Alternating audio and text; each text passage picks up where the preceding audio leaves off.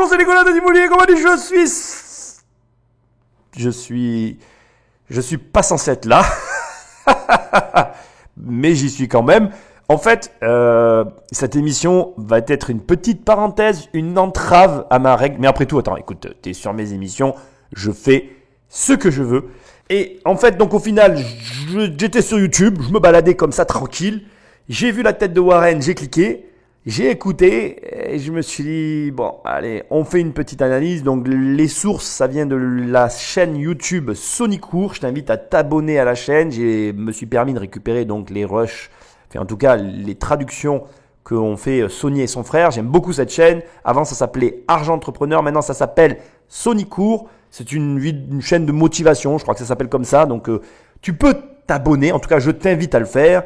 Et nous, maintenant, enfin, moi en tout cas, je vais faire ma propre analyse. Mais avant, et comme d'habitude, je t'invite à me laisser un commentaire là où tu écoutes cette émission, ce podcast, parce que c'est un podcast, et à donc me laisser des étoiles et un commentaire parce que c'est ce qui m'aide. Et si tu veux vraiment m'aider, tu prends le téléphone d'un ami et tu l'abonnes sauvagement à cette émission.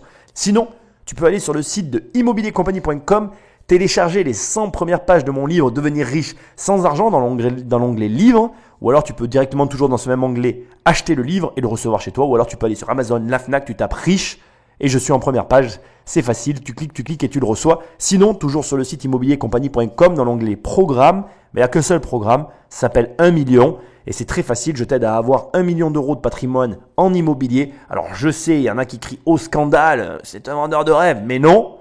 1 million d'euros de patrimoine en immobilier, c'est très facile. En fait, on y arrive très vite. Donc, c'est la première étape de tout investisseur débutant. Et je t'aide à les obtenir. Allez, sans plus attendre, on va attaquer. Et je vais être très clair avec toi. J'ai choisi de garder le même ordre que Sony. Parce que finalement, l'ordre qu'il a utilisé me convient très bien. Et on va partir donc sur une analyse de quelques petits discours de Warren. Et on va les décrypter ensemble. Et tu vas voir qu'on va partir au-delà de l'argent et que le meilleur investisseur du monde a non seulement des conseils à te donner sur les finances, mais aussi des conseils de vie, de façon générale, des conseils de gestion de vie. Patrick Magnéto. Il y a 70 ans, j'étais au lycée, presque le tiers de la durée d'existence de ce pays. Et quand j'étais au lycée, je n'avais réellement que 2 choses en tête, les filles et les voitures. Et je m'y prenais pas très bien avec les filles, donc on va parler des voitures. Que peut-on déduire de ces 2 objectifs?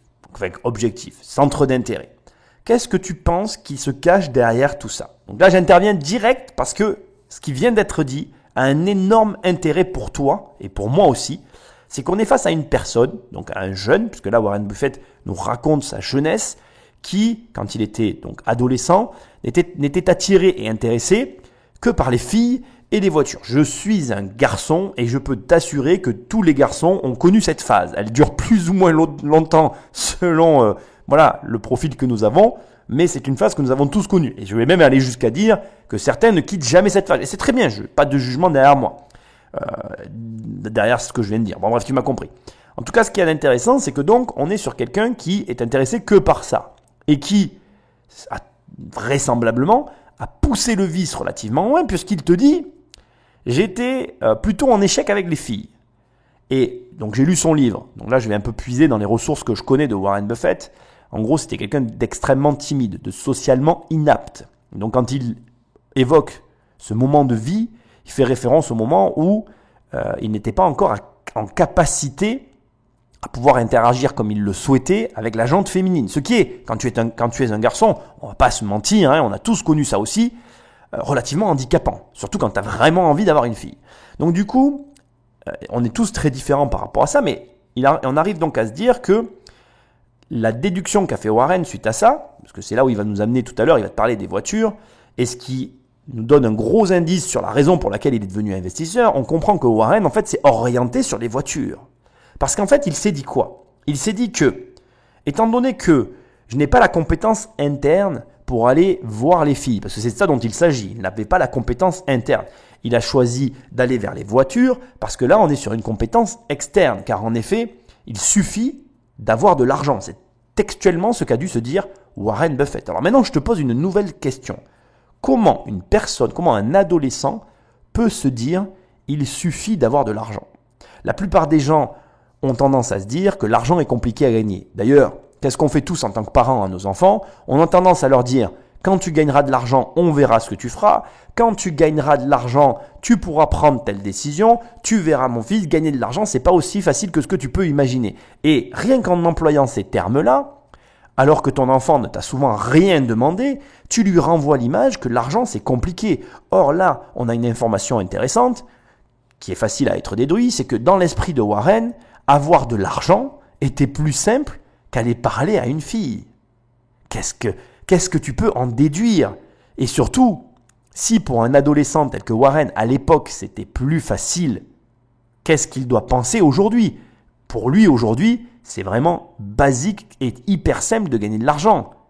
Et il a surmonté son problème social, puisque je ne sais pas si tu sais, mais Warren Buffett parle devant plusieurs personnes aujourd'hui, il communique de façon tout à fait classique. On va voir tout à l'heure dans un instant pourquoi et comment il a fait.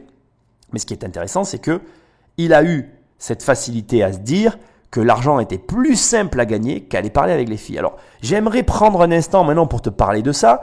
Qu'est-ce qui fait que l'argent est plus facile? Parce que quelque part, quand tu veux gagner de l'argent, tu vas avoir des interactions sociales avec tes congénères, avec les autres êtres humains. Donc, au premier abord, tu pourrais très bien m'opposer et me dire « Mais Nicolas, attends, c'est n'importe quoi. Si c'est compliqué pour lui d'aller parler avec une fille, ça sera compliqué pour lui d'aller gagner de l'argent puisqu'il va devoir avoir des interactions sociales avec les gens. » Sauf qu'il y a un petit détail qu'on a tendance tous à oublier et que Warren me permet de te développer ici et qui est hyper intéressant, c'est que l'argent facilite les interactions sociales. Ça va même au-delà de ça. Il y a des illettrés et des personnes qui ont des problèmes pour communiquer, qui arrivent très bien à communiquer sur les sujets financiers parce que l'argent, sans aller jusqu'à dire que c'est un langage, on pourrait presque l'assimiler à un langage. C'est une forme d'échange entre les individus, simplifié, qui, je suis désolé de le souligner comme ça, qui est international. Mondialement, aujourd'hui, si tu veux faire un échange de devises, si tu es dans la même devise que l'autre, tu peux arriver, même sans savoir parler la langue de l'autre, à communiquer sur des sujets financiers. Si sur un bout de papier, tu écris des chiffres, d'une façon ou d'une autre, on arrivera tous à les comprendre, même si on ne parle pas la même langue. Donc, c'est marrant de voir que dans cet esprit-là, comme la communication sociale avec les filles était complexe, il s'est dit, je vais aller chercher de l'argent. Et c'est d'autant plus marrant qu'ils veuillent les voitures parce que les voitures, dans les années 70-80, ont axé leur communication de telle sorte que si tu as la voiture, tu auras la fille. Et ce que Warren Buffett ne nous dit pas et que je trouve très amusant parce que c'est en filigrane, un petit peu sous-entendu, mais en clair, il a dû se dire à l'époque, de toute façon, comme je suis un handicapé avec les filles, si j'ai la belle caisse qui va bien, la fille viendra toute seule. Et du coup, la communication, même si elle est complexe pour moi, sera simplifiée par la voiture. Et la boucle est bouclée. Et je trouve que là déjà, on n'a même pas commencé. Tu vois l'esprit qu'il y a derrière Warren Buffett. Et Warren Buffett, alors moi j'appelle ça 1 égale 2, c'est dans mon livre. Et je suis désolé, il va y avoir plein de références à mon livre dans cette analyse. Mais parce qu'en fait, je me retrouve beaucoup dans Warren Buffett, très modestement bien sûr. Hein. Mais là, on est vraiment dans 1 égale 2. Comme il n'était pas capable d'aller parler aux filles, il s'est dit je vais avoir la voiture et la voiture m'amènera la fille. Il produira un effort qui lui amènera les deux résultats. Et je trouve ça magique. Revenons à Warren et voyons ce qu'il a à nous dire sur les voitures. Mais imaginez juste que, quand on aura terminé, je laisse chacun d'entre vous prendre la voiture de son choix. Ça sonne bien, n'est-ce pas ? Choisissez n'importe quelle couleur, vous décidez, elle sera entourée d'un ruban, et elle sera chez vous demain. Et vous direz, eh bien, où est le piège ? Et le piège, c'est que ce sera la seule voiture que vous aurez dans votre vie. Maintenant, qu'allez-vous faire ? En sachant que c'est la seule voiture que vous aurez jamais et que vous aimez cette voiture. Vous allez en prendre soin comme la prunelle de vos yeux. Maintenant, ce que j'aimerais vous dire, c'est que vous n'aurez pas qu'une seule voiture dans votre vie. Mais vous n'aurez qu'un corps et qu'un esprit. Et c'est tout ce que vous aurez. Et ce corps et cet esprit vont très bien maintenant. Mais ils doivent vous durer toute votre vie. En réalité, je trouve que en arriver à ce genre de comparaison pour comprendre au twist de la fin, quand il twist et qu'il dit en gros que, en fait, il parle pas de la voiture, il parle de ta vie. Et ce twist-là, quand il le prononce, tu commences à réfléchir et tu te dis qu'effectivement, tu n'as qu'une seule vie. et que tu devrais en prendre soin. Et à ce moment-là, immédiatement, normalement, ton cerveau commence à se dire qu'en fait, la voiture, tu t'en fous en fait. Ce avec quoi il a capté ton attention, quand il te dit « je vais te donner la voiture de ton choix, tu l'auras demain, tu peux la choisir qu'une fois et tu vas l'avoir toute ta vie. » Et quand il te dit « tu vas en prendre soin », tu dis « oui, c'est vrai, oui. » Tu es là dans ton cerveau, son analogie, elle est puissante. Et tu te dis « c'est vrai, tout ce qu'il dit est vrai. » Et quand à la fin, il te dit « en fait, je parle pas d'une voiture, je parle de ta vie. » Et là, d'un coup, la bagnole, tu te dis, ouais, en fait, j'en ai rien à foutre des voitures. Et c'est vrai, on en a rien à foutre des voitures. Et en filigrane, ce qui est caché derrière cette phrase, c'est que, mais des bagnoles, du fric, tous ces trucs que tu t'achètes, ça va rentrer, ça va venir. On s'en fout, en fait. Qu'est-ce que tu fais pour ta vie aujourd'hui? Qu'est-ce que tu fais? Tu fumes?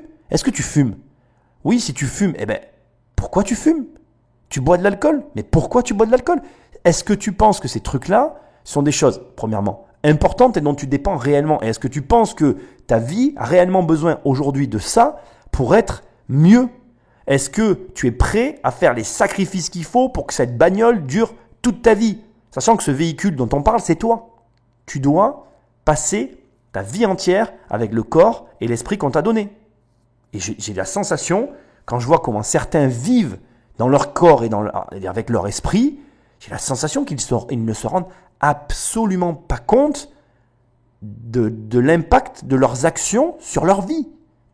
Et je trouve grave que pour comprendre cette importance que peut avoir notre corps et notre esprit, on ait besoin aujourd'hui, pour le faire comprendre aux autres, de passer par le vecteur d'une image qui est la voiture.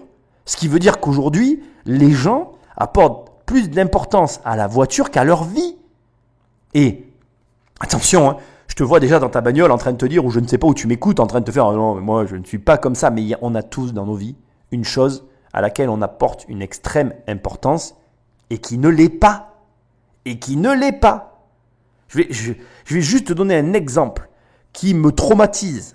Mais depuis, on va dire, plusieurs mois, je ne vais pas le quantifier dans le temps parce que mais ça fait vraiment plusieurs mois que je m'y tiens. Tous les matins maintenant, je fais chez moi une demi-heure, 3/4 d'heure d'exercice physique. Parce que je faisais du sport à haut niveau avant, j'ai arrêté, je ne fais plus mes 2 à 4 heures d'entraînement par jour. J'étais tombé en désuétude totale, j'étais devenu un mec tout mou, qui faisait son petit quotidien tout mou. Et je me dis, mais tout le monde, mais aujourd'hui, depuis que je fais ça, je me dis, mais tout le monde a une demi-heure, 3/4 d'heure dans sa journée à accorder à son sport. Et ce sport-là, cette demi-heure, elle me fait un bien fou. C'est exceptionnel. Et je ne juge personne, tu n'es pas obligé de le faire, tu n'as peut-être pas envie, tu peux te trouver toutes les raisons que tu veux, les raisons, on en trouve toujours. Mais la vraie question qu'il faut se poser, c'est qu'est-ce que tu fais tous les jours pour entretenir ton corps et ton véhicule pour qu'il dure jusqu'à la fin de ta vie? Et cette question, moi je la trouve énormissime parce qu'elle va au-delà d'une simple question qui est de dire, voilà, il y a un jeu derrière qui est prenant. Et j'ai envie de te le dire. Effectivement, on va en reparler tout à l'heure. C'est intéressant de se poser cette question. Si tu devais acheter qu'une seule voiture dans ta vie, laquelle tu achèterais? C'est une vraie question financière, mais on va en parler tout à l'heure, on va y revenir. Moi, ce que je trouve triste derrière cette question, c'est que pour comprendre la mesure réelle de la valeur de notre corps, on ait besoin de ce genre d'image. Ça montre à quel point notre société est capable de nous envoyer des signaux forts et une pression sociale importante autour de la voiture alors qu'on n'en a rien à foutre. Mais rien du tout. Alors bien évidemment, moi j'aime bien les bagnoles comme tout le monde, peut-être moins que la plupart des gens. C'est une vraie question au quotidien à la voiture, je ne vais pas en parler ici, mais je souligne ici que son analogie, elle est exceptionnelle et à la fois triste parce qu'effectivement je trouve dommage que pour en arriver à en prendre la mesure, on ait besoin de la ramener à la voiture. Bref, on écoute ce qu'il a à nous dire parce que maintenant, ce qui est intéressant, c'est de comprendre. Et je ne sais pas si tu le savais, moi je le savais, mais est-ce que tu sais ce que Warren Buffett a fait pour lutter contre son problème social et pour tout simplement changer intérieurement et prendre la mesure de certaines choses? Écoute-le, tu vas voir, peut-être que tu vas le découvrir. De loin, le meilleur investissement que vous pouvez faire, c'est en vous-même. Par exemple, des compétences en communication. Je dis aux étudiants, ils vont être diplômés d'école de commerce et ils apprennent toutes ces formules compliquées, etc. S'ils apprennent juste à mieux communiquer, à la fois à l'écrit et à l'oral, ils augmentent leur valeur d'au moins 50%. Vous savez, je veux dire, si vous ne savez pas communiquer, comme on dit, vous savez, c'est comme faire un clin d'œil à une fille dans le noir, rien ne se passe. Et Vous devez être capable de transmettre vos idées et c'est juste extrêmement important. Et si vous investissez en vous-même, personne ne pourra vous l'enlever. C'est relativement facile, je l'ai fait moi-même. Avec le programme de Dale Carnegie, c'est juste extrêmement important. Donc il parle d'investir en vous-même, d'investir en toi. Donc en gros, il te parle d'acheter le programme de Immobilier Compagnie. Non, c'est une blague. Non. Le truc ici, alors il y a plusieurs choses. Donc bien évidemment, il parle d'investir en soi et il te dit qu'en gros, personne ne pourra te prendre ce que tu as à l'intérieur de toi. Et ça, c'est une notion très importante qui va au-delà de ça pour moi. Pour moi, ça va être un petit peu violent, je vais te parler de la mort. Mais en gros, quand tu vas finir dans la boîte, ce qui va te rester, ce sont tes souvenirs. Et la question, c'est qu'est-ce que tu fais pour que les souvenirs que tu aies le jour où tu vas aller dans la boîte, eh bien, ça va valoir le coup d'aller dans cette putain de boîte en bois. On va tous y finir dedans. Il y a des gens qui ont du mal à en parler, il y a des gens qui ne peuvent pas en parler, il y a des gens qui en parlent facilement. Bien évidemment qu'en fonction de la vie de chacun, on n'a pas le même rapport à la mort, mais c'est important de nous rappeler qu'en permanence, que ce que nous faisons n'a pas pour objectif, il y a des choses que nous faisons dans le réel qui ne nous suivra pas dans la mort. Mais il y a des choses que nous faisons dans la réel qui, c'est en tout cas ce que certains pensent, nous suivra dans la mort. Donc la question que tu dois te poser, c'est que fais-tu pour alimenter finalement ces images que tu verras devant tes yeux dans les derniers instants. C'est un peu macabre, mais là où je veux en venir, c'est que qu'est-ce que tu fais dans tes journées et est-ce que ça vaut le coup? Et ça m'amène à une phrase qui est très souvent répétée et que je déteste, c'est l'analogie de mourir demain. Parce que très souvent dans ces cas-là, le mec ou la personne va te dire ben oui, mais alors, et si tu meurs demain, quelle est ta vie? Est-ce que ce que tu fais dans ta vie te convient? Et on te prend cet exemple de mourir demain que je déteste et je vais t'expliquer pourquoi je le déteste. Parce que quand on te pose cette question et qu'on te dit tu vas peut-être mourir demain et donc du coup ce que tu fais aujourd'hui, tu dois le faire comme si c'était la dernière de tes journées, ça occulte complètement l'aspect répétitif de la chose. Je m'explique. Si tu fais un boulot que tu détestes, tu le fais tous les jours. Ça veut dire que tous les matins, tu te réveilles, tu vas travailler, tu rentres. Et en fait, ce qui est détestable dans ces vies-là, et que je connais, je ne veux pas que tu crois que je n'ai pas connu ça, j'ai connu ça. Et tu le verras dans mon livre d'ailleurs, si tu le prends, Devenir riche sans argent. Je t'ai dit que j'allais en parler. Ce qui est détestable dans cet aspect redondant, répétitif, c'est qu'en fait, c'est ce côté-là de j'ai cette continuité qui est finalement... qui finit par devenir feutré, ça devient une espèce d'habitude à laquelle on s'accommode, d'ailleurs très étrangement. C'est quelque chose que moi j'ai traduit dans mon bouquin par la brume, que j'ai pas réussi à traduire autrement que par cette sensation d'avoir une vie embrumée en fait, dans un espèce de quotidien qui te broie en tant qu'individu et où finalement tu t'accommodes de cette journée que tu as dans la semaine qu'aucun de tes copains. Moi d'ailleurs, je vais en profiter pour le dire ici, j'ai pas perdu d'amis, mais si dans ma vie il y a eu une cassure avec mon cercle amical, ça a bien été quand j'ai été salarié parce que je me suis retrouvé à plus avoir mes week-ends, à moins voir mes amis pendant les week-ends et du coup il y a eu un avant et un après. Pendant 2 ans et demi j'ai vendu des chaussures et c'est clair que c'est à ce moment-là où comme j'avais qu'un jour de congé par semaine dans la semaine et que plus personne n'avait ce jour de congé en même temps que moi et puis qu'en plus ce jour changeait, parfois c'était le mardi, parfois c'était le jeudi, je pouvais plus partir en week-end avec mes potes, ça a cassé quelque chose dans mon rythme de vie. Et ça n'est jamais vraiment revenu. Ça a augmenté mon rythme de travail que j'ai plus perdu aujourd'hui. J'ai pris l'habitude de travailler plus. Bon, voilà, c'est comme ça. Et c'est vrai que je me suis rendu compte qu'en fait, je m'étais habitué à avoir ce jour dans la semaine. Et je m'étais habitué à changer de vie. Et je pense que quand on a une vie comme ça redondante, le fait de poser la question quand quelqu'un te dit « Ouais, si tu mourrais demain, est-ce que tu serais heureux ?» c'est une question un peu difficile à répondre parce que finalement, c'est pas le fait de mourir demain. Je comprends la question, je sais pas si ça te fait cet effet-là, mais c'est le problème de la répétition de ce qu'on est en train de faire et de l'ennui qu'on en tire en fait. Et c'est cette répétition qui nous tue. Et là où je t'emmène, c'est que il a raison, Warren, quand il dit « investis en toi ». C'est-à-dire que cette répétition, moi, elle m'octroyait quand même des jours dans la semaine que j'ai employés à travailler. Et emploie-les, alors soit à bosser pour te sortir de là, soit effectivement à te former pour faire autre chose. Mais tu ne dois pas accepter cette situation-là. Et même, honnêtement, je vais te dire une chose qui est difficile, mais aujourd'hui, je suis capable de le dire. Mais même si j'avais dû mourir le lendemain du moment où j'étais dans cet enfermement, où j'étais bloqué dans cette répétition, j'aurais préféré mourir en ayant essayé d'en sortir que mourir en l'ayant tout simplement accepté. Et je crois que Bien sûr que c'est une réponse qui est difficile parce que j'aurais pas aimé mourir en fait. Dans tous les cas, on n'a pas envie de mourir à ce moment-là, on a envie de vivre l'après. Mais il faut être capable et avoir le courage de se dire que tu es dans une situation difficile, ok, comme il dit Warren, mais il faut que tu arrives à déjà te dire que si tu te formes pour sortir de là, eh bien, tu auras fait le premier pas pour espérer voir la sortie. Et si tu ne la vois pas, il faudra que tu sois capable de te contenter de l'action que tu auras fait pour essayer d'en sortir. C'est pas facile, mais à mon avis, c'est le raisonnement le plus sain qu'on peut avoir dans ce genre de situation difficile. Maintenant, je vais venir sur une autre partie de la vidéo où il dit « La communication augmente ta valeur d'au moins 50% en plus ». Alors, ça, il faut que je te l'explique aussi rapidement. C'est quelque chose que j'aurais pas été en mesure de comprendre il y a très longtemps. Donc déjà, on va ressouligner ce que je te disais au début de l'émission quand je te disais Warren avait des problèmes de communication. Il faut savoir que pour Warren, déjà communiquer avec les autres filles a été quelque chose de compliqué. C'est pour ça qu'il a suivi le programme de Dale Carnegie. Ça, je vais t'en parler dans la dernière partie là, de l'analyse. Rapidement, donc, on revient sur la communication. Donc déjà, effectivement, il a raison. Communiquer avec ton entourage proche, ça augmente ta valeur parce que ça te permet de générer de l'intérêt. Je vais te donner juste un exemple. En communiquant correctement, par exemple, en ne suivant pas le conseil que on entend parfois où on te dit non, ne dis pas ton idée, on pourrait te la voler. En réalité, effectivement, ce conseil peut avoir une valeur. C'est sûr que si on te vole ton idée, tu l'auras perdu et tu seras comme un con. Mais à l'inverse, en ne donnant pas ton idée, tu empêches aussi la possibilité de t'associer, d'avoir le bon associé et de pouvoir peut-être avoir une meilleure boîte à deux que tu n'aurais jamais eu tout seul.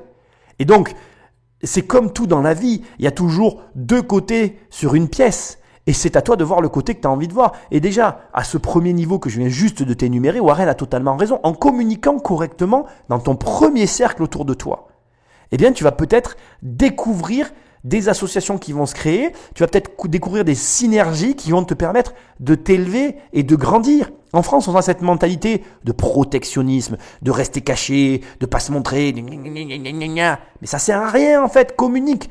Même moi, je vais être franc, je suis un communicant et j'ai été brimé par le système français. Même moi aujourd'hui, il y a des trucs que j'ose pas dire et tu le vois, je suis quelqu'un d'hyper discret sur mes affaires sur YouTube parce que j'ai subi quelque part cette pression sociale qu'on a en France qui est de dire pour vivre heureux, vivons cachés. Mais là, Warren, il est en train de te donner une autre dimension qui est réelle, qui d'ailleurs, qui est une des raisons qui, je pense, qui fait qu'on a du mal avec les Américains à se comprendre, c'est que les Américains sont des ultra communicants parce que eux, en fait, ils investissent dans les boîtes des autres, ils ont ce comportement très…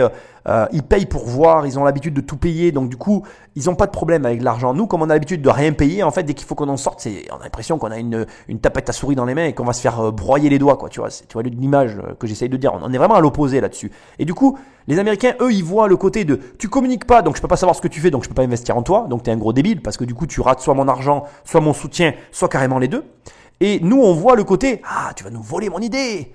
Et honnêtement, franchement, soyons francs 2 secondes, personne va tout arrêter pour te voler ton idée. C'est très rare, ça existe, mais c'est très très rare, bon, premièrement.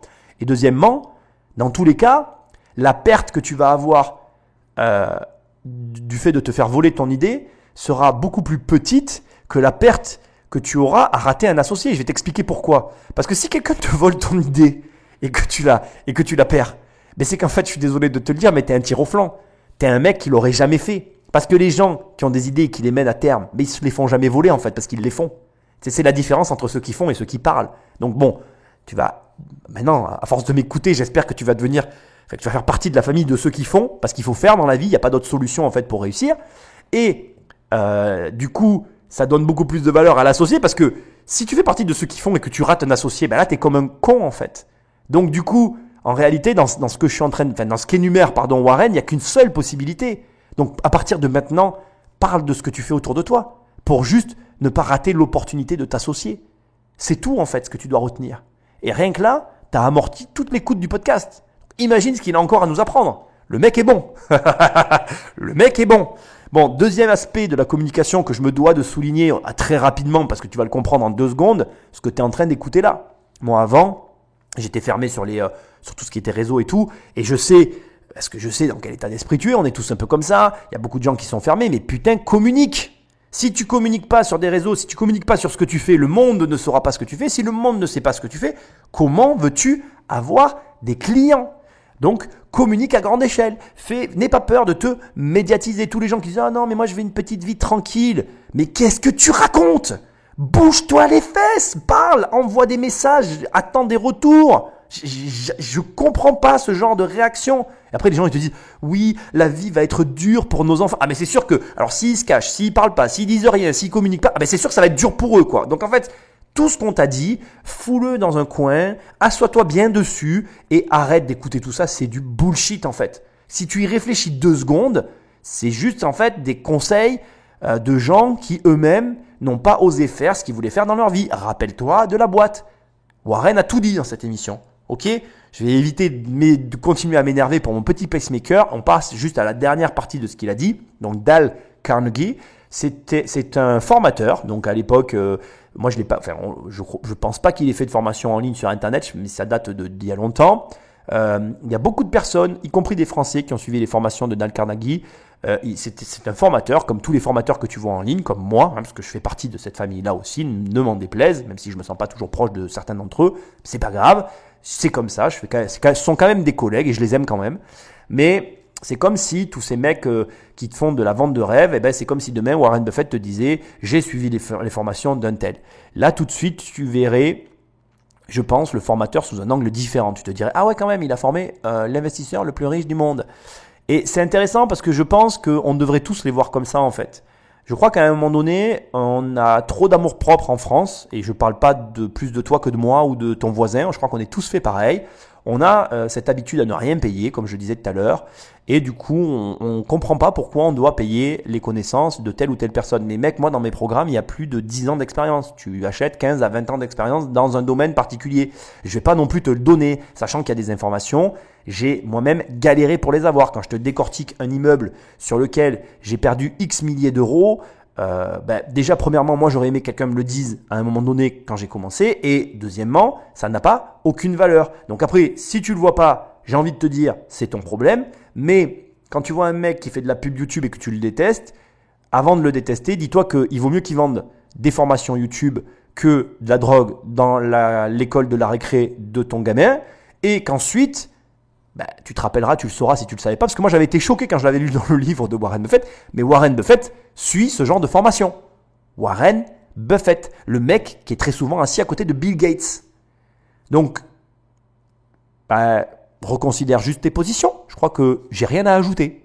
Je me demandais juste, qu'est-ce que vous considérez être le pire investissement que vous n'avez jamais fait? Le pire investissement que j'ai jamais fait? Combien de temps avez-vous? Eh bien, j'en ai fait de très mauvais, mais ça ne me dérange pas tellement. Vous savez, ça dérange peut-être les actionnaires, mais c'est un autre sujet. Je suis obligé d'intervenir très rapidement. Là, il va pas s'attarder sur le sujet, mais moi, je suis obligé de te le souligner parce que je sais pas comment te dire, mais je pense que tu ne mesures pas la position de Warren Buffett et j'ai besoin que tu sois capable d'évaluer la position dans laquelle réellement il se trouve. Là, Warren Buffett fait une petite boutade par rapport aux actionnaires, parce qu'effectivement, il faut que tu saches que Warren Buffett possède un fonds dans lequel il a mutualisé l'argent de personnes autour de lui au départ, puis après ça s'est agrandi et puis c'est devenu ce que c'est devenu. Mais en gros, l'argent qu'il y a dans le fonds, ce n'est pas son argent au départ, c'est de l'argent qu'il a récupéré autour de lui. Encore une fois, voilà, je ferai un podcast sur Warren Buffett, je ne vais pas t'expliquer tout le montage, je le connais, on en parlera. T'inquiète pas, là c'est vraiment, voilà. Juste ce que je veux souligner, c'est que Warren Buffett, quand il fait une erreur, il perd l'argent de personnes auxquelles il fait face. Il perd l'argent d'actionnaires. Toi, aujourd'hui, je ne sais pas quelle est ta situation, mais si tu as peur d'agir, si tu as peur de je ne sais quoi, bref, peu importe, tu perds soit ton argent, soit l'argent de la banque qui va venir chercher ta responsabilité. Alors autant te dire que c'est pas grave parce que derrière, il y a presque rien en fait. Il y a des assurances, les banquiers sont couverts, ils vont récupérer des trucs, tu vas faire faillite et tu repartiras. Là, Warren, il a entre les mains l'argent de familles entières, de gens qui lui ont confié avec derrière des conséquences très lourdes si jamais il le perd. Donc je veux juste que tu comprennes que tu n'es pas en train d'écouter un gars qui est allé voir une banque, qui a pris l'argent de la banque et qui l'a dépensé. Non, Warren est un mec qui a pris l'argent de gens comme toi et moi, avec des montants et des tickets d'entrée très élevés, et qui leur a dit « je vais vous faire gagner de l'argent, faites-moi confiance ». Et donc, ce qui veut dire que l'implication d'une perte éventuelle est absolument pas à la même échelle que toi ou même moi. Quand moi je perds de l'argent, quelque part à mes débuts c'était l'argent de la banque, je suis désolé, je faisais perdre de l'argent à personne, quoi. C'était carrément moins grave que la situation de Warren Buffett. Donc je veux vraiment que tu en prennes la mesure. Donc, il va répondre à la question, mais je voulais vraiment que tu l'entendes parce qu'il y a trop de gens qui croient que les gens qui deviennent riches, ils le deviennent en prenant l'argent à la banque, tac, tac, c'est facile, c'est pas leur fric, ils jouent, nanana, et ils doivent rien à personne. Non. Et là, on parle de juste l'investisseur le plus riche du monde. Ok ? Donc, pense-y maintenant. Vous allez faire des erreurs dans la vie, je veux dire, c'est sûr et certain. C'est préférable d'éviter d'en faire pour les grandes décisions, vous savez, la personne que vous épousez, les choses comme ça. Donc c'est impossible de prendre beaucoup de décisions en business et investissement sans faire d'erreurs. Les plus grosses erreurs sont en fait celles qu'on ne voit pas. C'est ce qu'on oublie plutôt que ce qu'on commet comme erreur. On n'a jamais perdu énormément d'argent sur un seul investissement. Mais c'est des choses que je savais que je devais faire mais que je n'ai pas faites. Nous sommes passés à côté de, vous savez, peut-être 10 milliards de dollars sur des choses que je savais que je devais faire et que je n'ai pas faites. Le fait que je n'ai pas acheté Microsoft il y a bien longtemps n'est pas une opportunité manquée parce que je n'en savais pas assez pour prendre cette décision. Mais il y a eu d'autres investissements que je connaissais assez pour prendre une décision et pour une raison ou une autre, soit je ne l'ai pas fait du tout, soit je l'ai fait à petite échelle. Je me suis sucé le pouce alors que j'aurais dû être en train de faire des chèques, vous savez.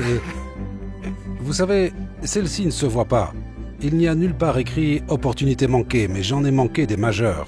Les victoires dans la vie sont en partie des victoires parce que vous savez que tout ne va pas être une victoire et je ne m'attardais pas trop sur les erreurs. Je connais beaucoup de gens que ça affecte énormément et ça n'en vaut pas le coup. Je veux dire, demain est un autre jour et vous irez de l'avant et vous passerez à autre chose. Alors là, il a dit beaucoup de choses. Et ce qu'il a dit, sur le coup, quand tu l'entends, moi, il a fallu que je l'écoute plusieurs fois pour bien en tirer l'essence. Mais heureusement, je suis là et je vais t'aider à le faire. La première chose qu'il dit, c'est que c'est impossible de ne pas faire d'erreur. Et je crois que c'est la chose la plus importante qu'il va falloir que tu retiennes de ce court passage.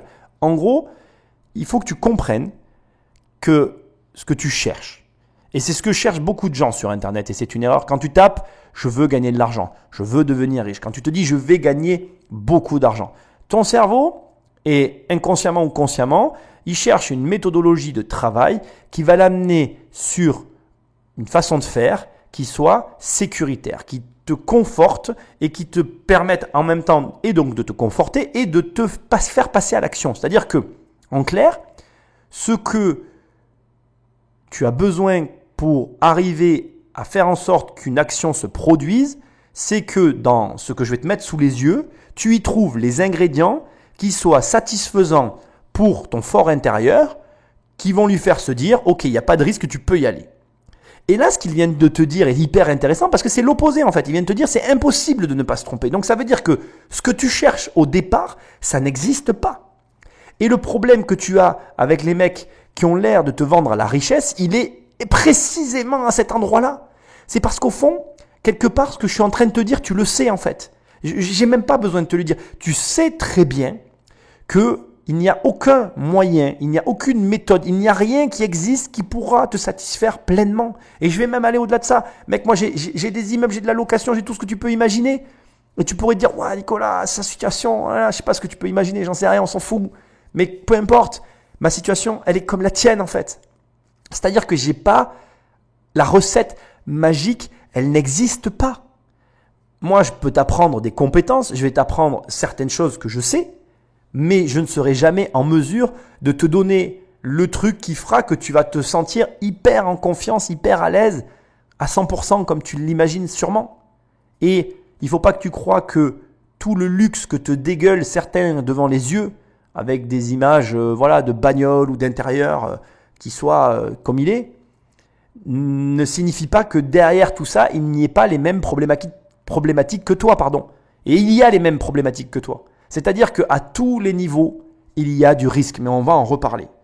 Et moi, ce que j'ai vraiment beaucoup aimé, après qu'il t'ait dit que ce soit impossible, il t'a dit, c'est ce qu'on ne voit pas qui nous coûte le plus. Et là, il va se reprendre, il va reformuler sa phrase et il va dire cette phrase-là. Mais c'est des choses que je savais que je devais faire, mais que je n'ai pas faites. C'est des choses que je savais que je devais faire, mais que je n'ai pas faites.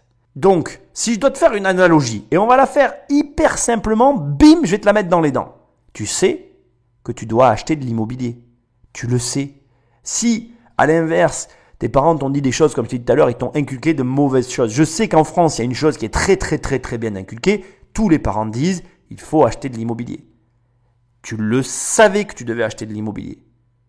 Et tu aurais dû le faire. Mais combien de gens ne l'ont pas fait? Beaucoup trop à mon sens.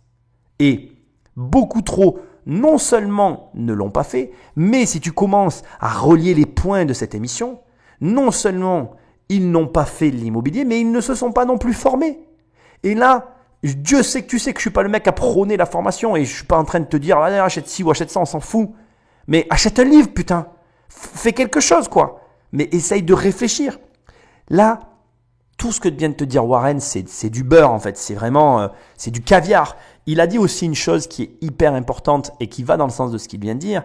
Il a dit qu'en gros, toutes ces choses qu'il n'a pas faites, qu'il aurait dû faire, lui ont fait il estime à peu près la perte à 10 milliards. Il dit aussi que ce n'est pas des erreurs que tu fais quand tu achètes. Ce n'est pas tant les erreurs quand tu as fait l'opération et que tu as malgré tout fait une erreur après avoir fait l'opération qui représentent des pertes énormes. Non, il dit les pertes énormes, ce sont les pertes de ce que j'aurais pu faire, mais que je n'ai pas fait. Et parce que en plus, je savais que je pouvais le faire. Et là, c'est l'apothéose, je trouve ça excellent. Il prend l'exemple de Microsoft. Parce qu'il dit, à ce moment-là, je n'en savais pas assez.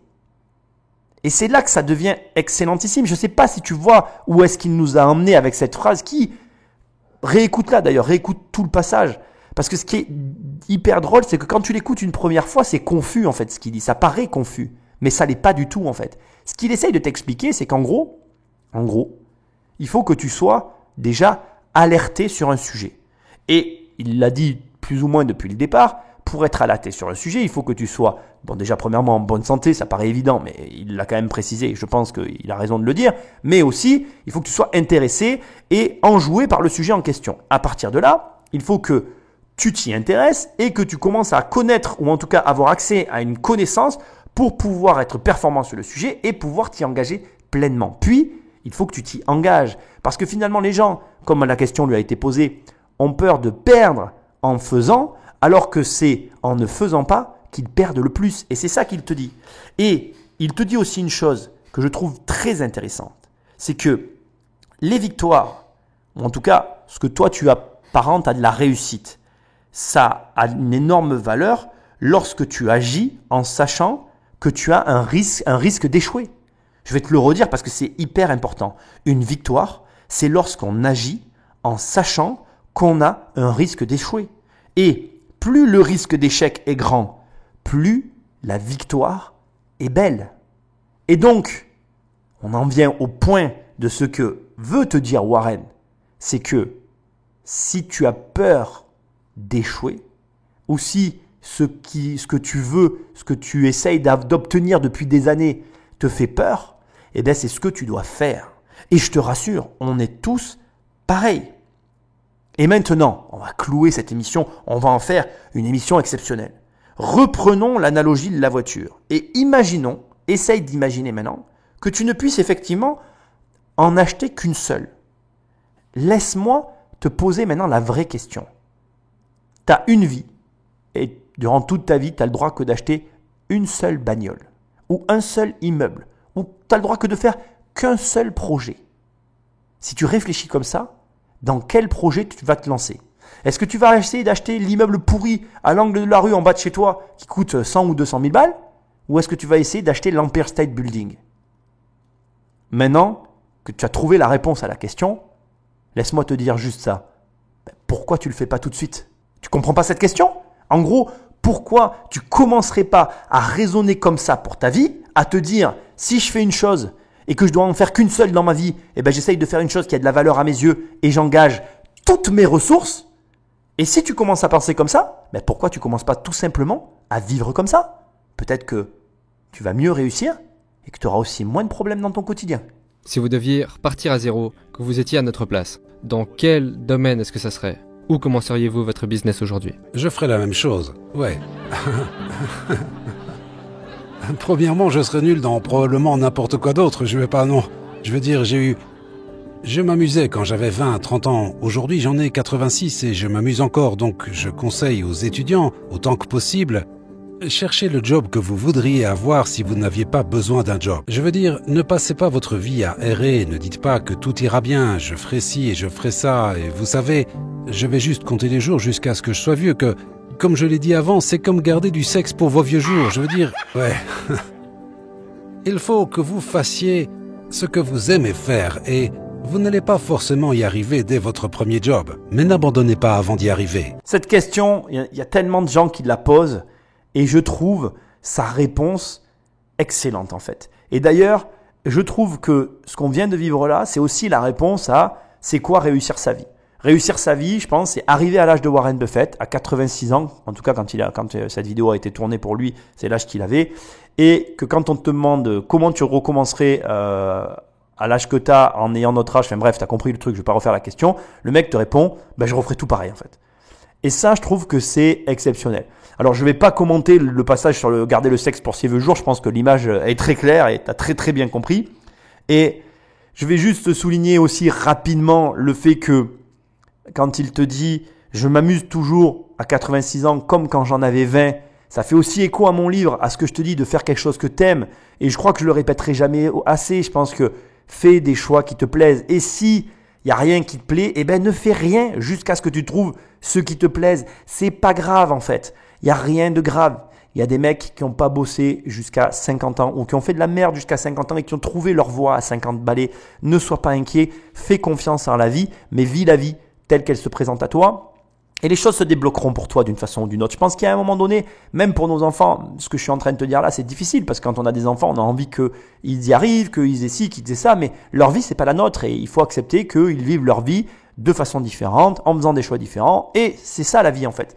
C'est de comprendre que peut-être ce que nous on a fait, par exemple moi j'ai fait de l'immobilier, peut-être que ma fille n'en voudra pas, je le vendrai, c'est pas grave, elle aura de l'argent à dépenser, tant mieux pour elle. Chacun est libre de mener sa vie comme il l'entend. Et il ne faut pas se mettre de pression autour de ça. Plus tu vas te mettre de la pression, moins tu vas trouver. Je pense justement que c'est en abordant les choses avec philosophie et d'accepter aussi, parce que c'est dur de se dire qu'il n'y a rien qui te plaît, quoi. Voilà, tu peux très bien te dire qu'il n'y a rien qui te plaît. Moi aujourd'hui, j'adore faire des podcasts, j'adore faire des vidéos et j'ai choisi de faire ces trucs-là en ligne parce que ça me plaît avant tout en fait. J'aime ça. J'aime savoir que mon travail peut plaire à certains d'entre vous. J'aime savoir que ce que je fais, ça s'améliore. Ça me plaît en fait. Sinon, je le ferais pas en fait. Je serais pas là en train de faire ça. Ça me plaît. Et il y a une dimension économique parce que j'estime que si je faisais ça en perdant de l'argent, je serais mauvais et ça veut dire que ça ne serait pas bon pour moi. Et du coup, c'est important aussi que dans tout ce que tu fais, tu veilles à ne pas perdre d'argent. Tu n'es pas obligé de gagner des fortunes, mais il ne te faut juste pas perdre d'argent et pas faire étal. Quand je dis pas perdre d'argent, ça veut dire gagner de l'argent et te payer, c'est le minimum. Tu ne fais pas une activité si elle ne te rapporte rien. Donc, ça c'est important. Et dans tout ce qu'il a dit, c'est le seul point que je vais analyser que je trouve super important, c'est que tu n'es pas, tu es ce que tu as choisi d'être. Et cette phrase pour moi, elle est hyper importante. Tu es ce que tu as choisi d'être. Si tu veux être investisseur immobilier, mais que pour l'instant, tu vends des barbecues ou des saucisses, je ne sais où, si tu as choisi d'être investisseur, tu es investisseur. Tu es ce que tu as choisi d'être. Même si pour l'instant, tu vends tous les jours des hot dogs dans un stand de hot dogs. Si tu choisis d'être quelque chose, choisis de l'être et fais tout pour le devenir. Et n'abandonne pas jusqu'à ce que tu le sois. Pourquoi ? Parce que si tu as choisi quelque chose, tu te dois d'arriver à être cette chose que tu as choisi d'être pour être sûr que c'est ce que tu aimes. Et pratique-le. Moi, j'ai toujours été investisseur immobilier et j'ai choisi de l'être et de ne pas avoir de travail à côté. Je n'ai toujours fait que ça. Je suis investisseur immobilier parce que je ne fais que ça. Et même quand je ne gagnais pas d'argent, j'étais investisseur immobilier. Je l'étais même plus que toi qui gagnais plus d'argent que moi alors que tu étais salarié je ne sais où. Parce que j'avais choisi d'être ça. On est ce qu'on choisit d'être. Donc, c'est un devoir. Tu ne peux pas abandonner. Tu ne dois jamais abandonner. Il n'y a rien qui doit te faire abandonner. Et même quand on me riait au nez ou qu'on me disait je ne sais quoi, je m'en foutais en fait. J'étais ce que j'avais choisi d'être. C'est tout. Donc, tu choisis ce que tu veux être et à partir de maintenant, tu fais tout pour le devenir. Vous savez, la chose la plus importante, en dehors des choses dont j'ai déjà parlé, c'est vraiment les personnes auxquelles vous vous associez. Il faut vous associer à des personnes qui sont meilleures que vous. Je veux dire, en somme, vous prendrez la même direction que les personnes auxquelles vous vous associez et il faut que vous ayez les bons héros. Et le plus important, pour la plupart des gens, en ce qui concerne cette décision, c'est leur époux. C'est aussi important en termes de partenaire en business, mais le partenaire de vie est le plus important. Vous devriez choisir un époux qui est meilleur que vous l'êtes. Et ensuite, il ou elle, on espère qu'il ne s'en rend pas compte trop vite. La fin est exceptionnelle. Je trouve que l'ensemble des segments qui ont été choisis pour cette émission qui a été faite par Sony sont très judicieusement choisis parce que je ne sais pas si tu as remarqué, mais tout au long de cette émission, en filigrane, tout au long en fait, on a un suivi qui est la femme. Et à chaque fois, à chaque moment, à chaque passage, tu remarqueras, et du coup, si tu l'as pas remarqué, ben réécoute l'épisode. Mais je pense que cet épisode, il mérite d'être écouté plusieurs fois quand même pour le coup. C'est pas parce que c'est mes épisodes, mais même moi, j'ai adoré en fait. J'étais obligé de faire cette analyse. Bref, réécoute cet épisode parce que tu verras qu'en fait Warren parle beaucoup de ça et je crois qu'il a raison. Choisis tes héros, choisis tes associés et choisis ta femme. Ça veut dire en gros que tu peux pas être seul en fait parce que tu nais et tu meurs seul. Donc pourquoi tu devrais vivre seul en fait? C'est débile. Et du coup, il te faut absolument bien choisir ces 3 aspects de ta vie. C'est quand même un petit peu l'investisseur le plus riche et le plus successful du monde. Je pense que tu l'aimes ou que tu l'aimes pas, il y a quelque chose à gratter derrière cet épisode. Et je pense aussi que effectivement, il te faut avoir, moi j'appelle ça un Moby Dick, donc te raccrocher à quelqu'un. Moi j'ai raccroché mon grappin sur quelqu'un aujourd'hui qui est inaccessible à mes yeux, mais qui me donne envie de me dépasser, du coup c'est cool. Et je crois qu'il faut avoir ce genre de truc dans ton giron. Choisis qui tu veux, je m'en fous, je dis pas ça. Voilà, t'en as plein aujourd'hui sur Internet qui se mettent en avant, t'en choisis un. Et peu importe lequel tu choisis, ça n'a pas d'importance à mes yeux. L'important c'est d'avoir un héros, quelqu'un qui te donne envie de te dépasser et qui te donne envie à un moment donné de te dire, ben ce gars-là, dans ce qu'il fait, il y a des choses que j'aime pas et c'est normal, mais il y a des choses qui font que j'ai envie moi aussi de me dépasser. Donc trouve quelqu'un que tu vas mettre dans ton giron et que tu vas raccrocher et qui va te tirer vers le haut. Associe-toi parce que quelque part il dit trouve les bons associés, mais il te dit aussi associe-toi parce que seul tu n'arriveras nulle part. Et du coup marie-toi et construis une vie avec une femme. Et je trouve que c'est des messages hyper forts et intéressants parce que dans un monde dans lequel aujourd'hui tout le monde se sépare si facilement, il a dit quand même dans ces courts passages, n'abandonne pas ta famille, n'abandonne pas ta femme. C'est très facile aujourd'hui de se dire à l'un et à l'autre, ouais, c'est fini. Mais ne considère pas cette option dans ta vie, en fait. Moi, dans ma vie, il n'y a pas l'option, c'est fini, en fait. J'ai jamais dit une seule fois à ma femme, c'est fini. Et je ne lui dirai jamais. Et je trouve que c'est trop simple aujourd'hui de dire à l'autre, c'est fini. Ah oui, tu m'as mis en colère, alors c'est fini, c'est fini, on se sépare, je verrai plus mes enfants. Mais enfin, pourquoi tu t'es reproduit alors si c'est pour plus les voir, quoi? Je comprends pas. Je ne comprends pas. Juste, moi j'ai toujours su dans ma vie que le jour où j'aurai un enfant avec quelqu'un, ou 2 ou 3, moi j'en aurai pas 2 ou 3, mais le jour où j'en aurai déjà un, ça sera très bien. L'option séparation s'écrasera du disque dur, tu vois. Moi je suis pas une machine, mais je considère juste pas cette option en fait. Elle est pas considérable dans mon existence. Et c'est très bien comme ça. Et alors après voilà, on est 2. Bien évidemment que je peux pas l'influencer au point que je peux pas effacer de son disque dur à elle l'option séparation, mais elle sait que je suis comme ça. Et je pense que indirectement, tu influences l'autre en faisant ce choix-là. Et on en revient aussi à ce qu'il dit au début, communique-le. Moi, je lui dis tout de suite. Moi, je lui dis, écoute, c'est bon, on a un enfant là, ça y est, c'est fini, il n'y a plus de séparation possible, c'est terminé. Pour moi aujourd'hui, voilà, je pense qu'on va se marier, ça me paraît normal. Je t'annonce pas ça, t'inquiète pas. Je suis pas en train de t'inviter à mon mariage, mais je veux dire, pour moi, me marier, c'est une formalité en fait. Je suis déjà marié parce que j'ai fait un enfant avec elle et la séparation n'est plus envisageable. Bref, je trouve que les valeurs qu'il véhicule sont hyper intéressantes et que tu es libre de faire le choix d'adopter ces valeurs dans ta vie. Et en toute sincérité, moi je t'encourage à les adopter parce qu'il n'y a que des bonnes valeurs de business derrière. Quand tu construis quelque chose, construis-le pour longtemps et pour que ça dure. Ne cherche pas à faire les choses rapidement, vite fait comme ça pour les avoir. Non. Avoir, tout le monde est capable de le faire. Tu peux demain t'acheter ta bagnole, c'est hyper facile d'acheter la voiture que tu veux. Et il a raison au début de l'émission en le disant. Mais par contre, la garder toute ta vie, la voiture, c'est pas la même. Et si tu commences à réfléchir en te disant, je vais faire les choses pour toute la vie entière, bah tu fais plus du tout les mêmes choses. T'achètes plus du tout les mêmes objets. Tu fais plus rien de la même façon. Et si tu raisonnes comme ça pour tout, tes choix sont différents. Alors la question de l'émission à laquelle tu dois répondre, parce que moi j'ai déjà répondu à cette question, mais toi tu dois y répondre, c'est pourquoi tu commences pas à vivre ta vie en raisonnant comme ça et du coup à faire ces choix-là qui sont pas les mêmes. Si tu commences à passer comme ça, tu ferais pas les mêmes choix en pensant à la vie entière. Tu achèterais pas la même voiture pour toute ta vie que si t'achetais une voiture que tu peux changer à tout moment. Alors pourquoi t'achètes pas directement ou tu fais pas tout pour avoir cette bagnole que tu aurais pour toute ta vie? Réponds à cette question et je pense que tu vas commencer à réussir dans ton business, dans ta vie de couple. En fait, tu vas réussir partout. Je pense que j'ai bien fait de mettre cette petite émission avant de réattaquer les qui veut être mon associé. C'était le podcast de Immobilier Compagnie. Merci Sony, donc la chaîne de Sony Cours, si jamais tu veux voir l'émission que lui il a fait sur le sujet. Tu peux toujours aller sur mon site immobiliercompagnie.com et tu auras les livres, les programmes. Bref, je te laisse faire ce que tu veux, c'est ta tambouille, c'est pas la mienne. Je suis très heureux de faire ces émissions. J'ai encore une fois adoré celle-ci. À la prochaine émission. Bonne journée. Salut!